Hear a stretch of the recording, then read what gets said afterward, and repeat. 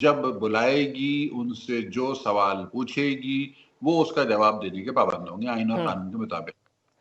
खुद से देखिए, यही तो बात है ना, असल बात देखिए, आपने आपके सवाल में एक जवाब मिल गया बहुत बड़ा। इदारों की मजबूरी यही है कि इदारे जो हैं वो रोजाना मीडिया पर आकर या यूट्यूब पे बैठ के अपना मौक़िफ़ बयान नहीं कर सकते खुद को। हाँ, देखिए ना, आज चीफ जस्टिस से मंसूब ये रिमार्क्स भी हमारी नजर से गुजरा, जिसमें उन्होंने जो है ना तंज़िया अंदाज में और तंबीही अंदाज में बात कह दी कि अब हम भी अपना यूट्यूब चैनल खोल लें। मतलब उन्होंने जो मिस रिपोर्टिंग करने वाले जो अनासिर हैं, उनको मुखातिब करते हुए चीफ जस्टिस साहब ने आज ये रिमार्क्स दिया है कि आप लोग जिस तरीके से यानी आपको अल्लाह का खौफ नहीं है, आप जिस तरीके से मिस रिपोर्टिंग करते हैं, तो क्या उसका तोड़ करने के लिए क्या अब हम अपना यूट्यूब चैनल खोल लें? ये बात कहनी पड़ गई चीफ जस्टिस को। तो ये इस बात को समझने की ज़रूरत है कि ये जो